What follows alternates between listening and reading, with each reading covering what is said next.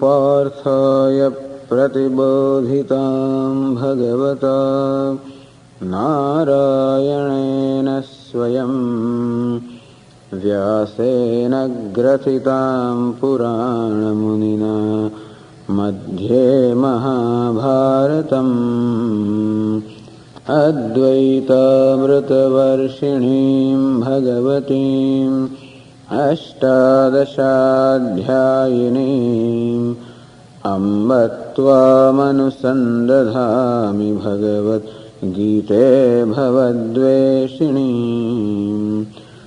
यं ब्रह्मा वरुणेन्द्ररुद्रमरुतः स्तुन्वन्ति दिव्यैस्तवैः वेदैः साङ्गपदक्रमोपनिषदैः गायन्ति यं सामगाः ध्यानावस्थिततद्गतेन मनसा पश्यन्ति यं योगिनः यस्यान्तन्न विदुःसुरासुरगणाः देवाय तस्मै नमः।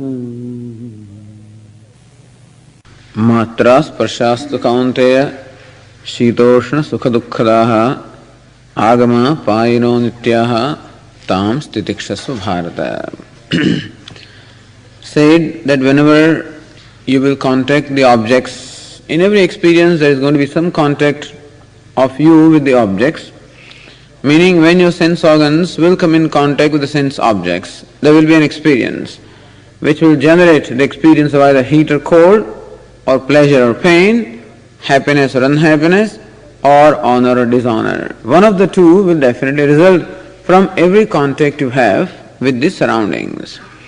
And of course that is what life is, that constantly we are in contact with the world, we interact with the world.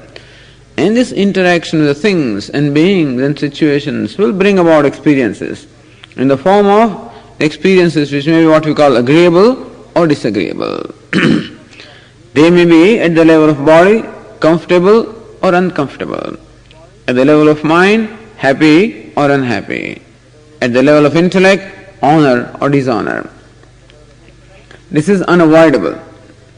So the advice is, when something is unavoidable, tam stitikshasva, may you bear with them. May you bear with the things. I should not say put up with the things, but may you have forbearance with reference to the situations of life which you cannot change. And also understand, agama apayinaha, they are all impermanent. Anything that has a beginning also is going to have an end. And this is true with both the pleasure and pain, or happiness and unhappiness. Nothing is permanent. So all that you are contacting, nothing is permanent, therefore the kind of experiences they generate are also impermanent, subject to occurring and again diminishing, arising and again diminishing, coming and going. And therefore, tam stitikshasva, have forbearance, meaning do not get upset with the things. Do not let your mind be perturbed by both situations that create elation or depression. Don't let the situations create in you either elation or depression.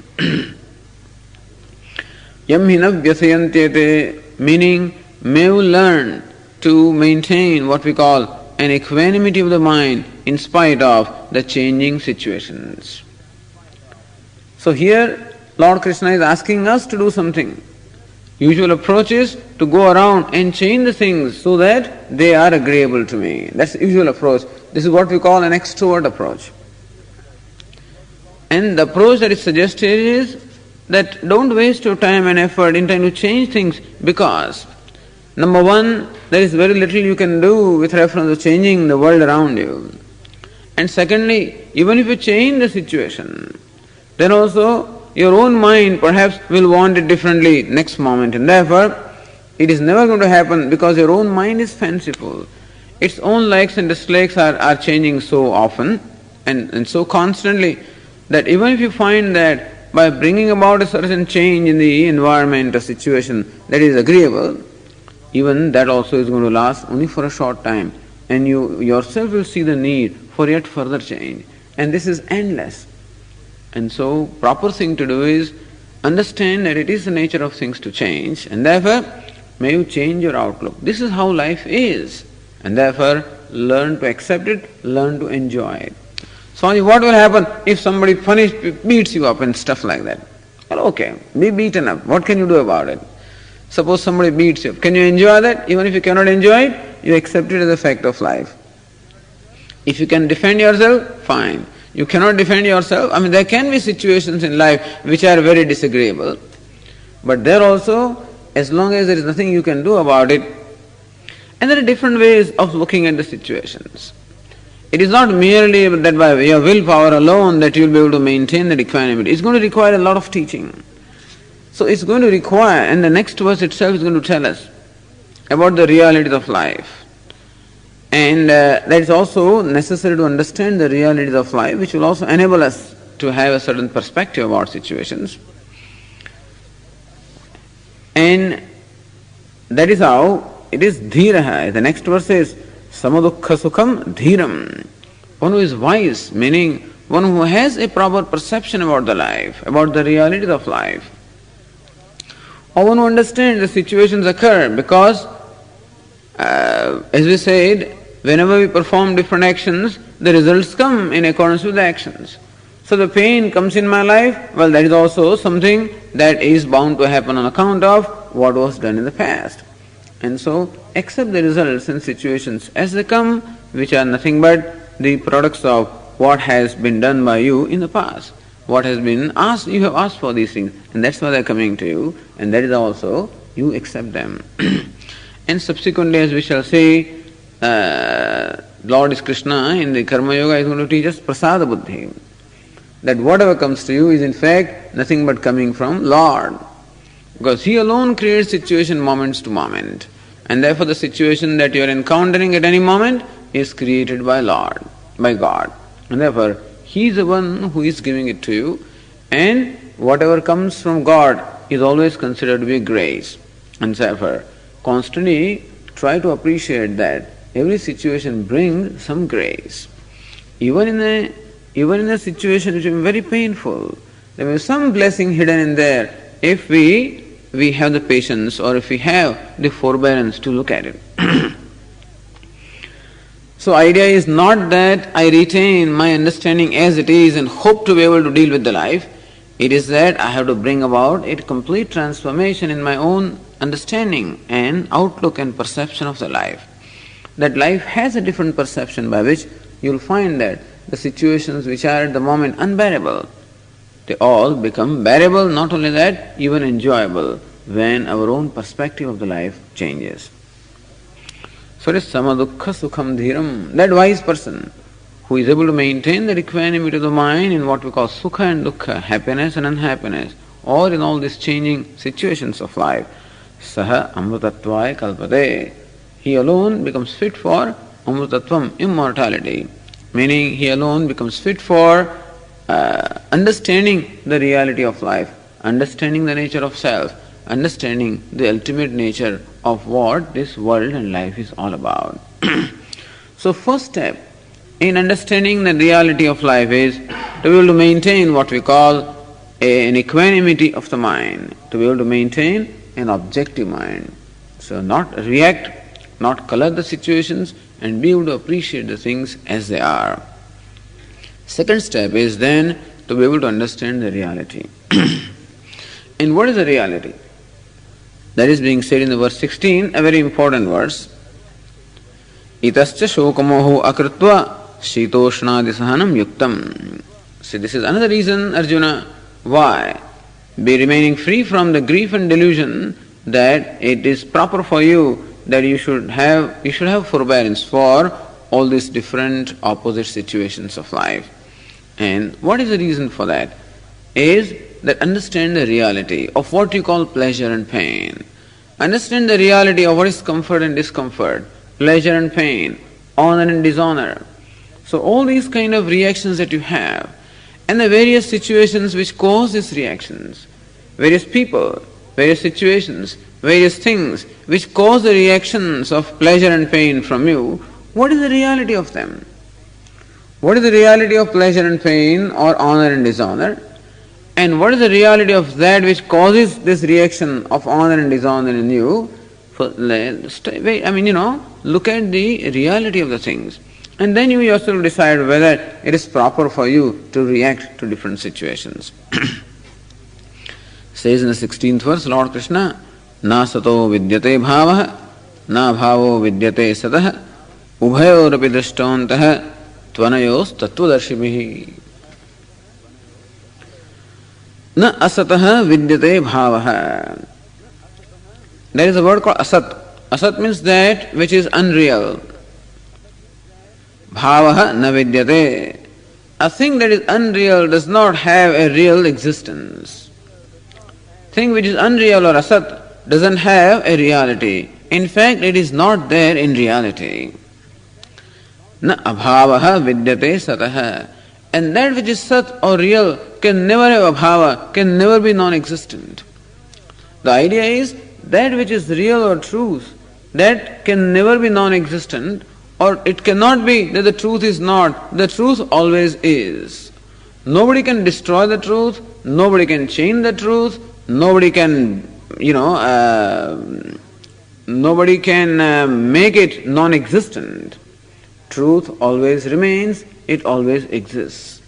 It cannot be the sat or the truth is not. And what is called untruth? It never is. Even though it may appear to be so, it really is not. So here we are coming to understanding the reality of life. What is real? Is something that appears to the sense perception, is it real? The world that appears before us, what is the reality of this world? Do we accept the reality as it appears or what? Says asatah vidyamanasya bhavaha bhavanam astita na vidyate. So that which is asat, or what we call mithya in other words, that which is mithya or unreal doesn't really have a reality of its own. Why is it so? Shankaracharya says, vikaro hi saha.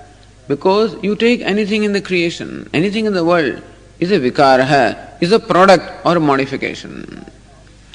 Take for example, as the Vedantins always do, take the case of a mud pot, a clay pot is a typical object. So in order to understand the reality of the world, take any object of the world as an illustration, and whatever be the reality of that object would be the reality of everything in the world. For example, when you are cooking rice, and you want to determine whether the rice is cooked or not, what do? Take one grain of rice and test it whether it is cooked or not, isn't it? It's not necessary that you should take every grain of rice in order to determine whether the rice is cooked or not, but take one grain of rice and test whether it is cooked. It is cooked, then the whole batch is cooked. Similarly also, to understand the reality of the world, what is world? Is nothing but an assembly of variety of objects which we call names and forms. So a clock is a name, clock and a form corresponding to the name. A book also is a name and there is a form corresponding to that. And a man also is a name and there is a form corresponding to that. And thus, all the various objects of the world are what? Nothing but names and forms. There are forms and there are names corresponding to them. So take any one name and form and analyze the reality of that.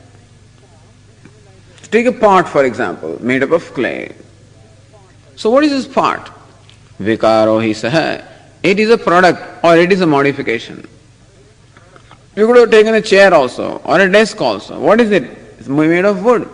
It is a vikara, meaning it is a modification. It is a product. So you take the clay and mold the clay or transform the clay in a certain way and you have what we call a pot.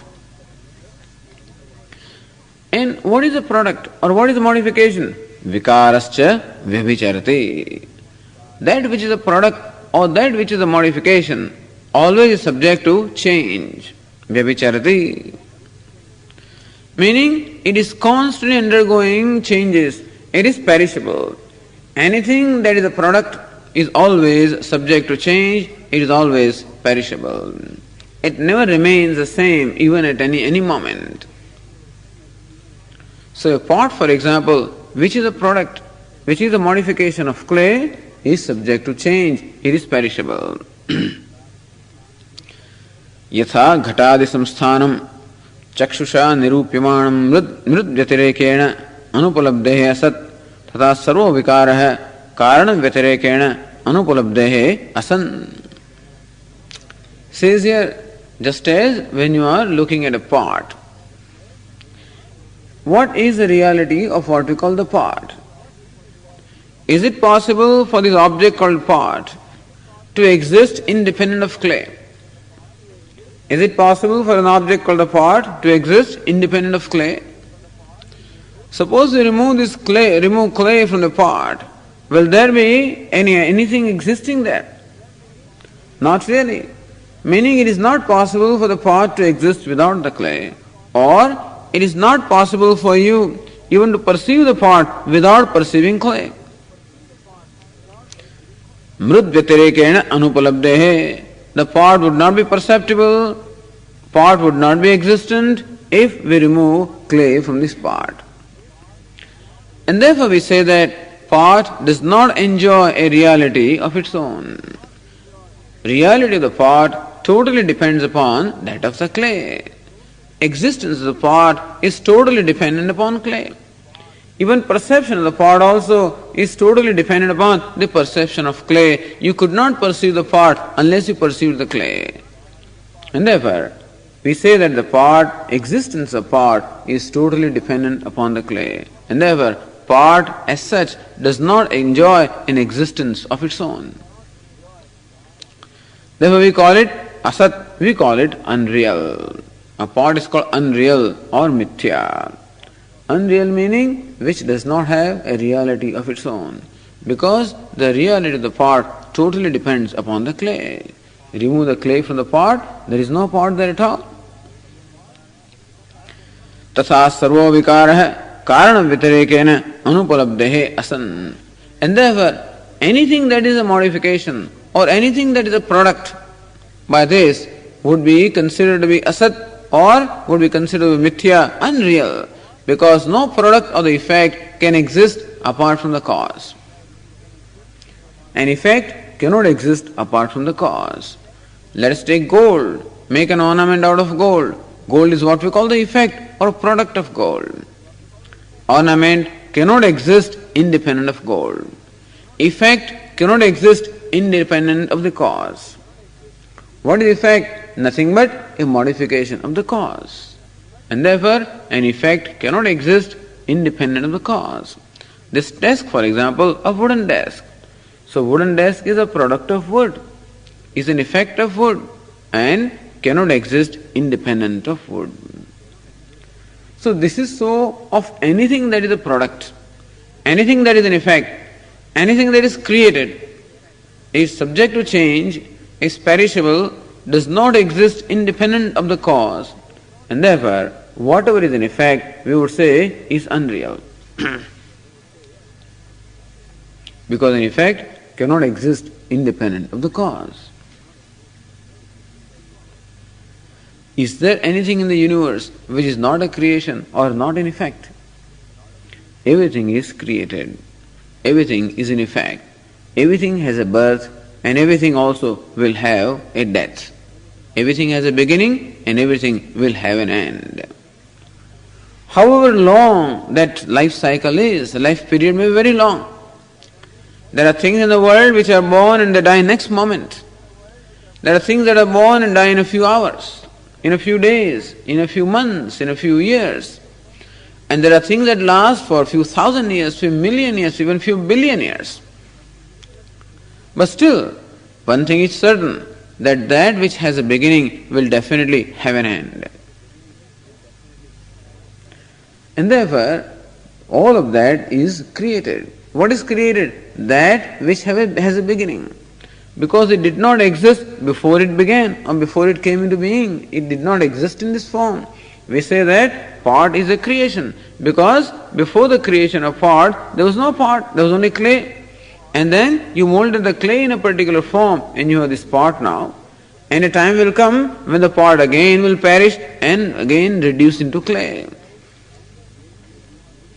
So every object in the universe is a creation, is a product, is an effect. And therefore the same rule applies that every effect is unreal and therefore everything in the universe is unreal. Doesn't enjoy a reality of its own, derives its reality from something else. Just as a pot derives its reality from the clay, and so also everything in the universe derives its reality from something else.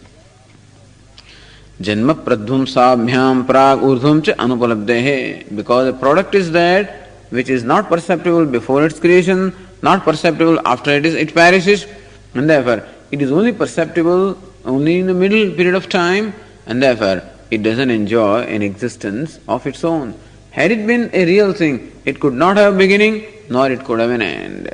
That which is real or the truth cannot have a beginning, cannot have an end. Everything in the universe is a product, and therefore it is unreal. And thus you keep on reducing. So pot we say is unreal because it depends upon clay. Then somebody said even clay also is unreal because clay also is modification of something else. Of what? Of some of the element earth. Even earth also is a modification of what? Perhaps you can say molecules. Even molecules also a modification of what? Of atoms. Even atom also is an assembly which reduces to even more fundamental particles. Somebody asked the question, Mrudadi karanasya tat karanasya cha tat karan vyatirekena anupalabdehe asatvam tad asatve cha sarva abhava prasanga iti ched. So anything that you come across is a product, anything that you come across is an effect, and just as this cloth in my hand also is a product, and its cause is what? The cotton. And so cloth reduces to cotton because cotton is the reality behind the cloth. You see, cotton also is a product. What is cotton? It reduces to fibers, which is the reality of this cotton. And what is fiber? Fiber also ultimately reduces to some molecules, which is the reality of the fiber, which reduces to some atoms, which reduces to some further particles. And thus, if you continue this process of reduction of effect into cause, or assembly into its components, where will it ultimately end? It will end to nothingness. You keep on reducing further and further and further. Sarvatra abhava prasanga. Then there will be what? A total non-existence. So when you really press the whole point, and you press this inquiry of reducing an effect into cause, then the question arises that everything will reduce into nothingness. Isn't that so? It's the question. Will it be or not? Let me ask you this question. If you press this inquiry, this is what a scientist does, by the way. What is the scientist trying to do? He is trying to determine what is the cause. What is available for our perception is an effect. Like a piece of matter is an assembly made up of a variety of molecules, which is an assembly made of a number of components, which is an assembly, atoms, which is an assembly made of a number of particles. Where will this search ultimately lead itself to? You keep reducing the assembly into components, and which turns out to be another assembly. See, the cloth itself is an assembly of cotton, which is an assembly of the fibers, which turns out to be an assembly of various molecules, which turns out to be an assembly of atoms, which turns out to be an assembly of other particles, and everything turns out to be an assembly which can be reduced into its further components. Where will this reduction ultimately resolve into? Or the clay is an effect, pot is an effect, which is cause is clay, clay also is an effect, cause is earth, earth is an effect, cause is water, and like this effect is reduced to the cause. Where will it ultimately result into? Will it not result in nothingness? Sarvatra abhava prasanga. It reduces to total non-existence. Does it mean that non-existence is the reality of this universe?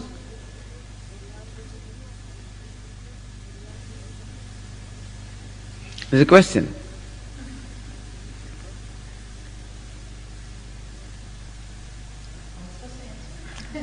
That's right. Where will this ultimately lead to? That's what scientists are discovering. It leads to nothingness. They say it's energy, something that is imperceptible.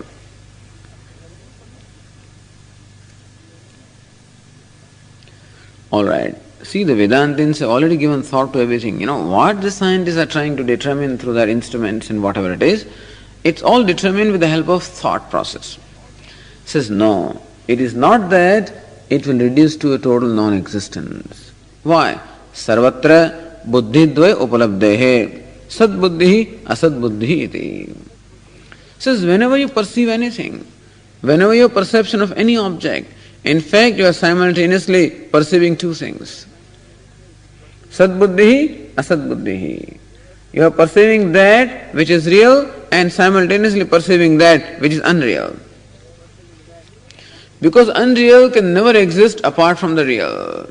When we say unreal is unreal, means that it doesn't have a reality of its own, which means that it derives its reality from something else. Like when you perceive a pot, for example, then what? You are perceiving a pot as well as clay simultaneously. Of that, now take a pot in this illustration. So when we perceive the pot, when I touch pot, then I touch clay also. When I perceive the pot, I perceive clay also.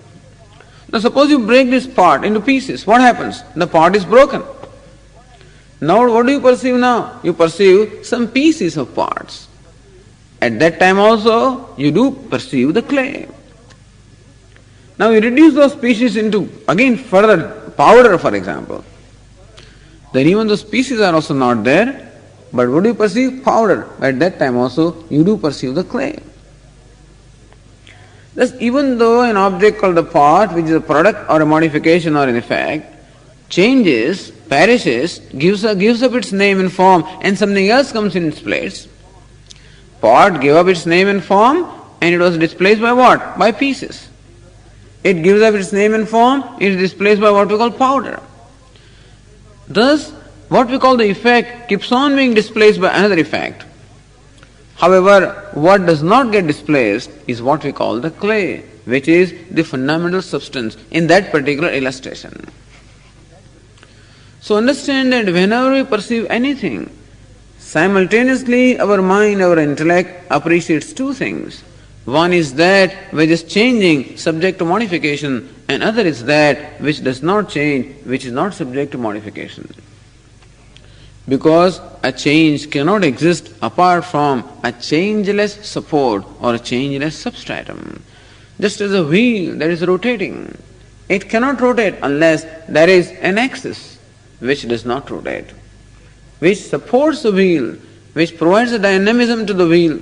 So that which provides existence and dynamism, there must be an axis which supports the wheel, its motion as well as its existence.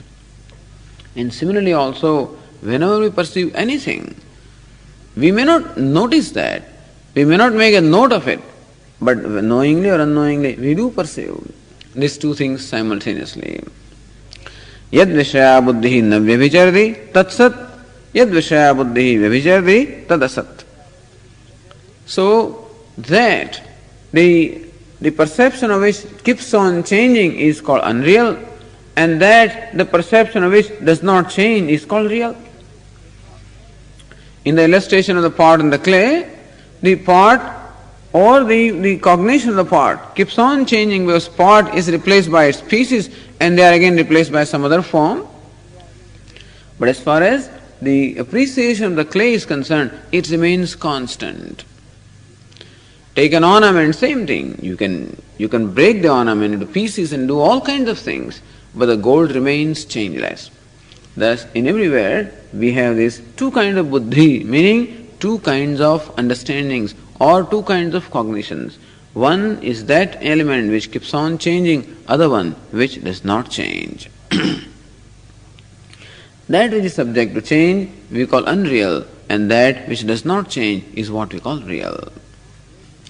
Sarvatra dve buddhi sarvahi upalabhyate samanadhikarane. In any one locus, there are invariably these two kinds of appreciations by us.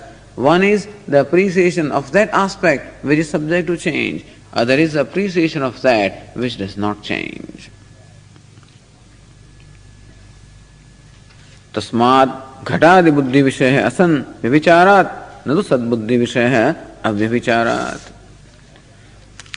Now, what is it that you see? two things simultaneously. Says here, san ghatah, san patah, san hasti. So when you perceive a part, you perceive what? What do you say? The part is. When you perceive cloth, what do you say? Cloth is. When you perceive an elephant, what do you say? Elephant is. So in any perception, there is the perception or the knowledge. In any knowledge, there is a knowledge of that particular object enjoying a certain name and form. And there is also the knowledge of existence of that object. You say that the clock is. When we say clock is, there are two things that are known to us. One is the clock, and second is what? Is. So one is clock buddhi or the clock knowledge. Other is what?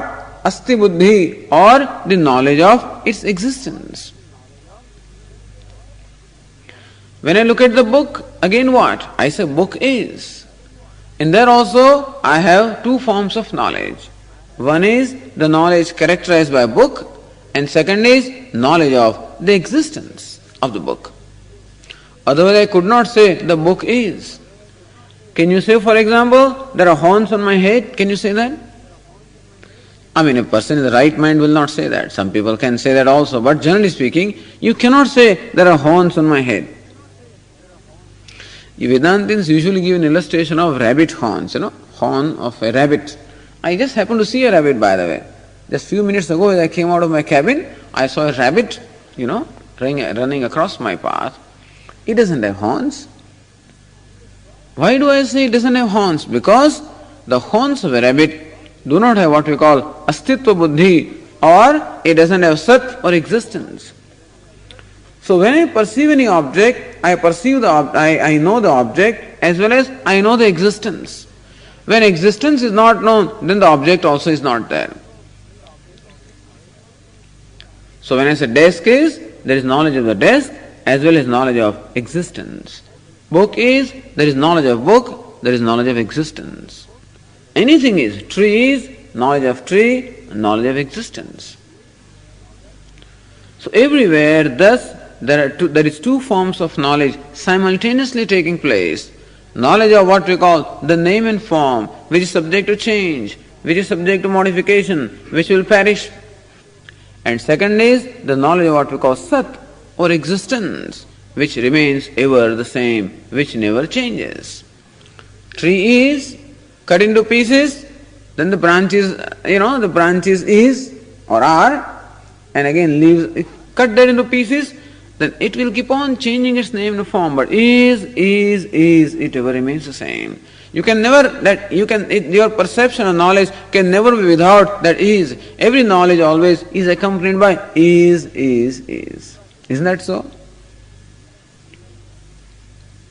And therefore, that is knowledge is something that is changeless. The knowledge of the other component, the knowledge of name and form, is something that keeps on changing, subject to modification. And therefore, we say that name and form is asat or mithya or unreal, and that sat is, or existence, which in fact is the existence, is that which ever is, and therefore it is real.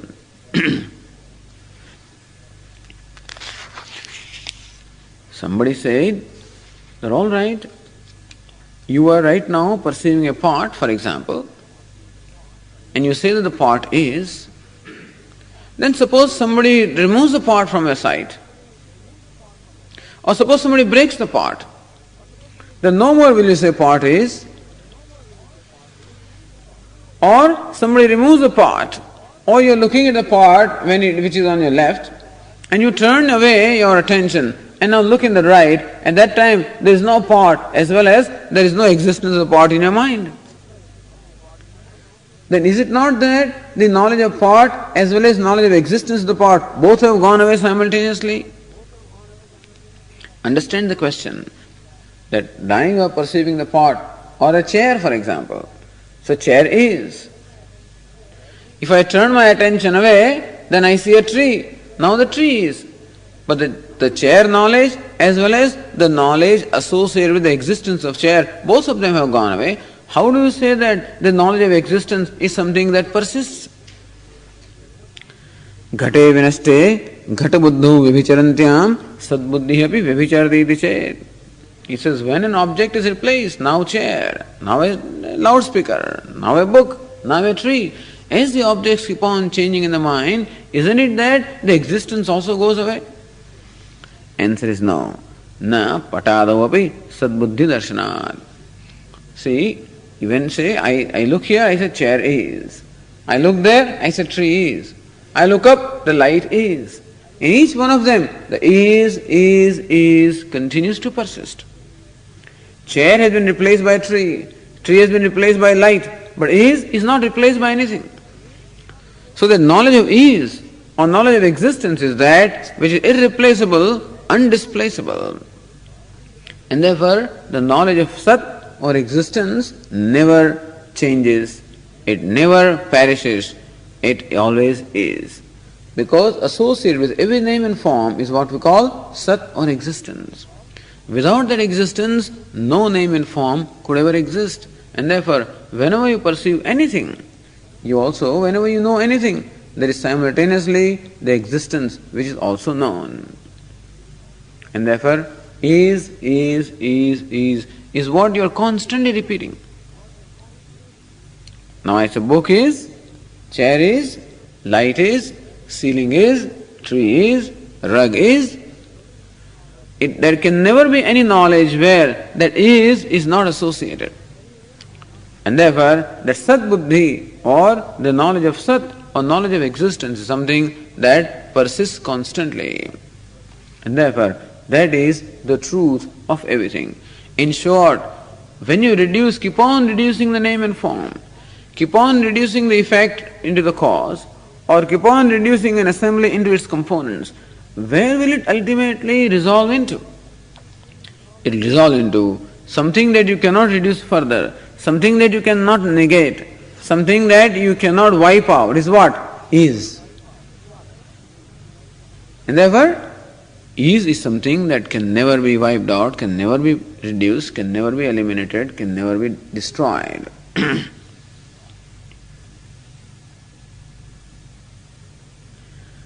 Then the question is, but then, suppose we say that there is a pot in front of you, and you say that the pot is. Now suppose somebody removes that pot, and there is nothing in front of you. Then what? See, this is a typical case. There is a pot or an object in front of you, it's an object of a perception, it is removed from a perception, and now there is nothing in the perception, nothing is perceived. At that time, even that is also you cannot say. You cannot say something is because there is nothing in front of you. Does it mean that is or Sat or existence also is gone? The answer is no, existence does not go. What happens is, you cannot perceive the existence in its pure form. Existence is not perceptible or knowable in its pure form. It cannot be objectified by the mind. But then you can perceive the existence only as qualified by a name and form. You can perceive existence as qualified by an object called tree, a name and form called tree, name and form called book, name and form called chair. You cannot perceive existence in its pure form.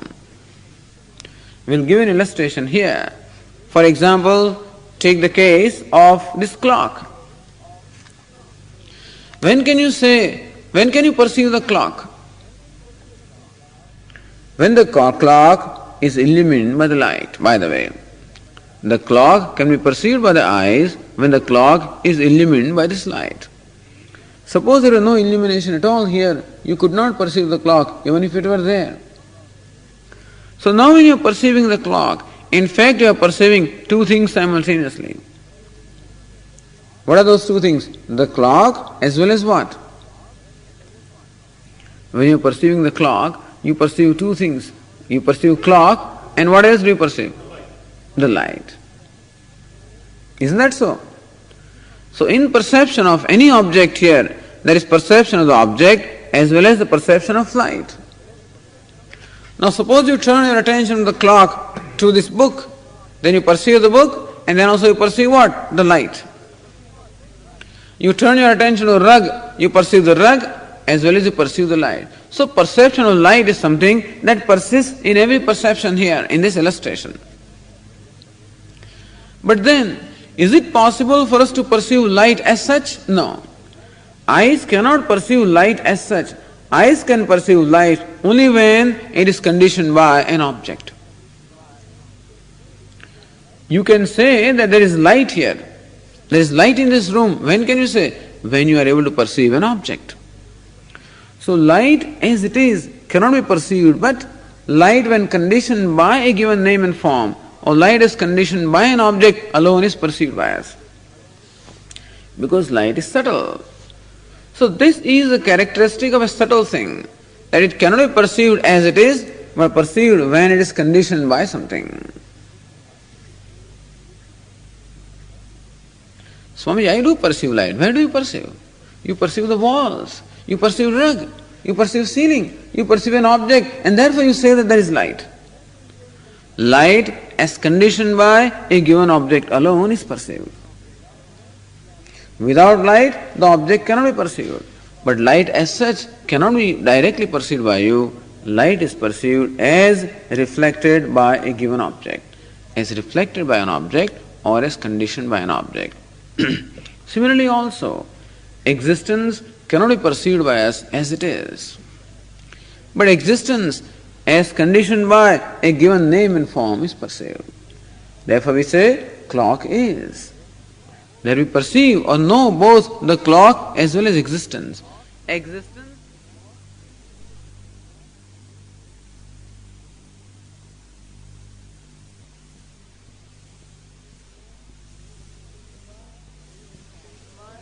as conditioned by a name and form called book. Existence is conditioned by an object, book. Existence conditioned by an object, tree. Existence conditioned by an object, man, whatever. Therefore we say book is, tree is, man is. When we say that, it is existence known to us, but as conditioned by a given name and form. And therefore, when name and form is not there, you cannot perceive existence. That doesn't mean that existence is not there. If there were nothing in this room, perhaps you won't be able to perceive the light at all. That doesn't mean that light is not there. It is because an object that reflects the light is not there, and therefore the presence of light is not known to you. And similarly also, existence or sat doesn't ever get diminished. But if there is some qualifying object not there, you do not perceive the qualified existence, then it doesn't mean that existence itself is not there. Sat or existence always is. That is always maintained in our mind, and therefore every moment of our existence or awareness always is characterized by existence. And also, can you say that there is nothing at all? Suppose there is no object of perception. Suppose I close my mind becomes thoughtless. I don't perceive anything. At that time you may say that there is no perception at all, as in deep sleep, for example. That you don't perceive anything at all. At that time, is there existence or not? You say that I did not know anything. At that time, is there anything in existence or not? Then also something is in existence. Suppose your mind is completely thoughtless, there is no perception or knowledge of any kind. At that time also, is something there or not? What is there is the very perceiver. You are still there. The one who has closed his eyes from everything, and one who declares that he or she does not see anything, that one is. In the deep sleep also, even when there is no perception of any kind, at that time also, the deep sleeper, he very much is, because he wakes up in the morning. And therefore, that self for the perceiver can never be negated. He can never go out of existence. And therefore, what we call existence, which we perceive as conditioned by different objects, is nothing but, who is that one? Is nothing but the very self. So, where is that sat or existence? Is the nature of the self. And it is existence alone or self alone which you are perceiving as qualified by different names and forms. So when you say this is there, is, so I think existence is there. But is that existence there? Not really. Where is that existence? I alone am that existence. So I, the self, which is the nature of existence, which is truth, which is imperishable, alone is perceived by me as conditioned through these different names and forms. So really speaking, what am I perceiving? Constantly what I am perceiving or knowing is existence as conditioned by different names and forms. And where is that existence? Or who is that existence? I alone is that existence. That self alone is that existence. And therefore, what is the reality behind everything that is known to me? What is the reality behind all the names and forms that I constantly perceive?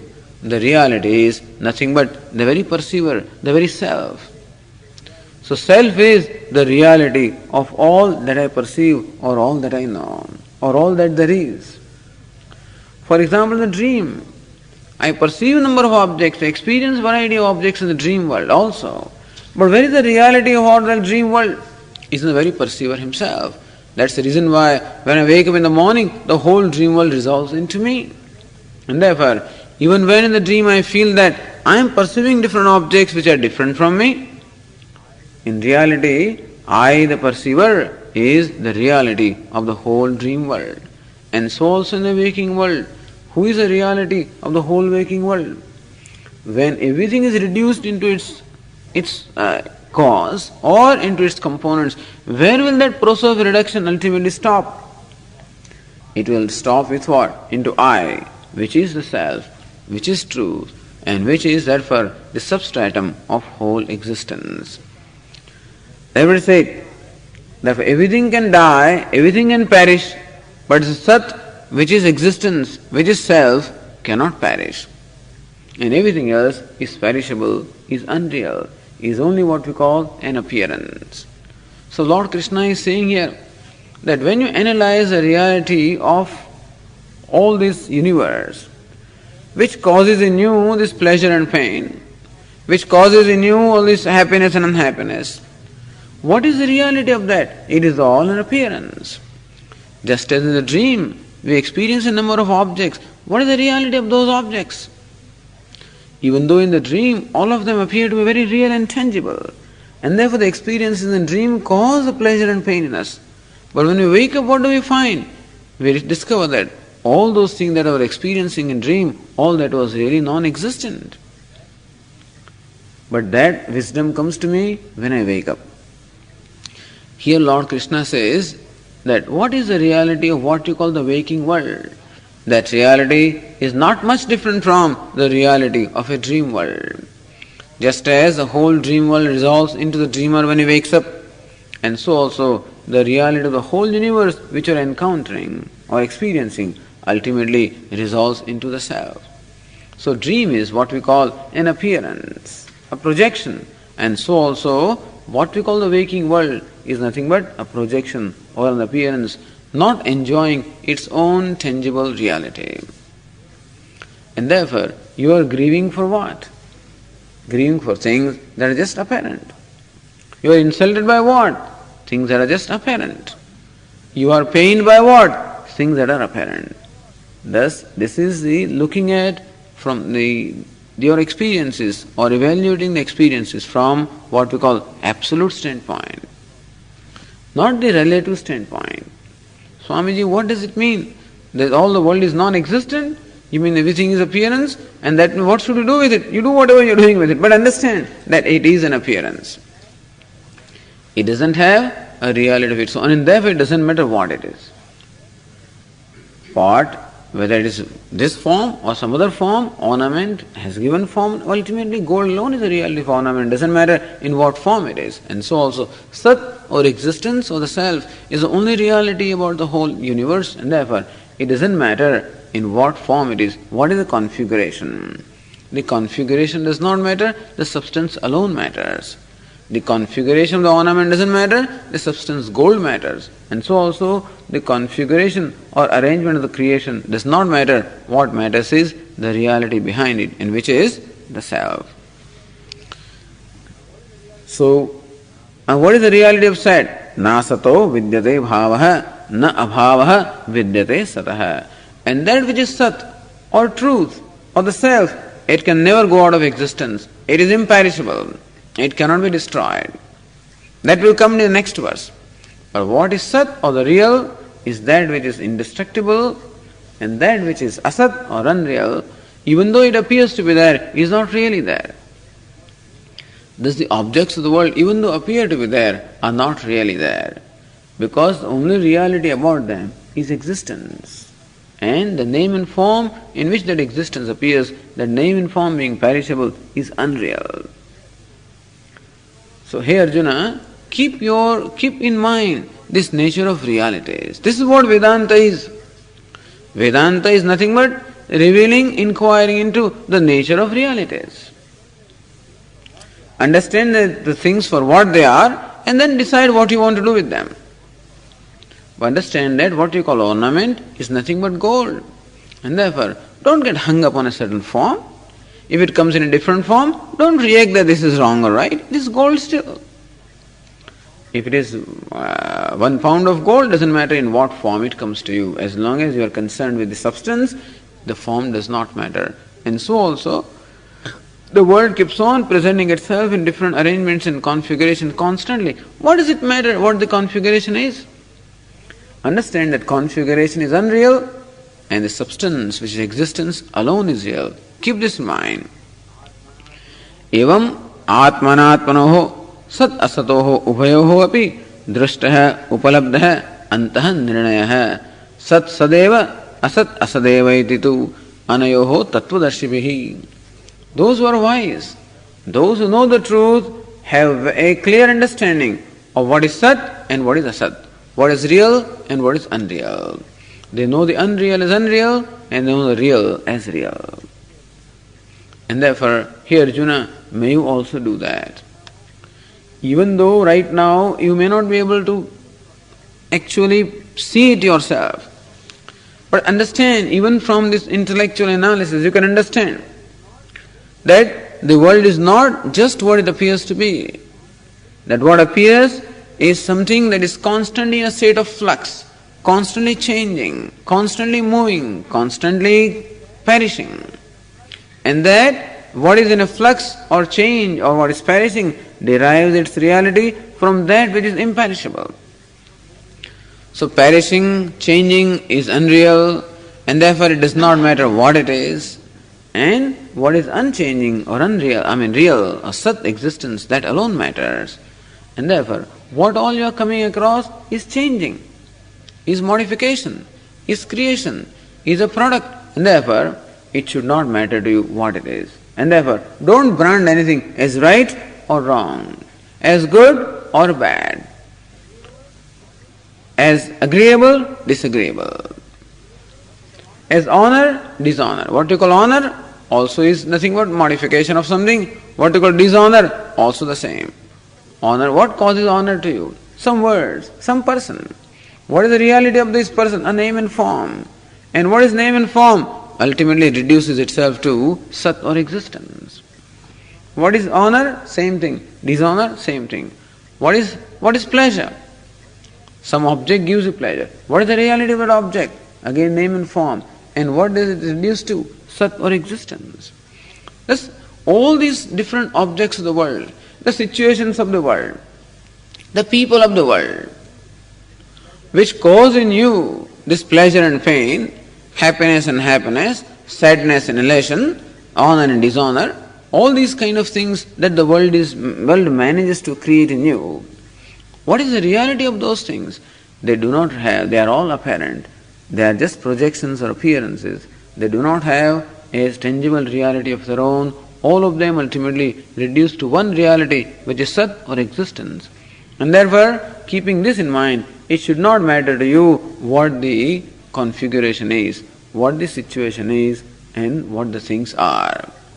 For whom is this said? For the one who has really that subtlety to be able to keep this in mind. If one keeps that in mind, it doesn't matter what the configuration is. It is like a movie. In movie, a lot of things are happening. You know the reality of them, and therefore you do not get perturbed. If some fire takes place there on the screen, you don't run around, with a bucket of water to quench that fire? Because you know that it is unreal. Swamiji, what should you do when the fire takes place here? That's the question of a person who is only concerned with bread and butter and nothing else. These are the questions of the people who are simply concerned with the grossest realities of life. Do whatever you have to do. But the point is, understand the reality of it. Whether it is burning or not burning, it continues to remain in name and form, perishable and unreal. And so, if a situation in your opinion demands a certain response from you, do that. That doesn't change its reality. You make a palace out of the cards, playing cards. What happens if it falls down? Well, if you want to build it again, do that. Suppose you make a palace out of sand. What happens if it breaks down? Well, you know that even if it breaks down, it is only a palace of sand. You want to build it again? Do that. Don't want to build it again? Don't do that. As long as you know its reality, then you can do whatever pleases you. You know very well that by reconstructing, it is not real anywhere. And so, knowing this, you will be able to sustain all the different vicissitudes, all the changes that life presents before you, keeping in mind the reality of the things as they enjoy. This is the wisdom that the wise people have. There is always constantly what we call the discrimination between the Sat and Asat, or the real and the non-unreal. This discrimination always is there, and they know the unreal as unreal and treat it accordingly, and know the real as real. So unreal is unreal regardless of what shape you give it, what configuration it has, what arrangement it has, it doesn't give it any more reality. And so unreal is all the names and forms of the whole universe. They enjoy the same degree of reality, which is what we call mithya. So know the mithya as mithya and know the satyam as satyam. This is the ultimate vision that one is to gain. And that vision is presented here in this verse by Lord Krishna right in the beginning. It is a little too difficult for Arjuna perhaps at this time to be able to grasp that. But unless we keep this in mind, subsequent discussion, etc., will not be meaningful to us. And so, we have to keep this ultimate vision of life in mind, that just because something appears before you doesn't give it a reality.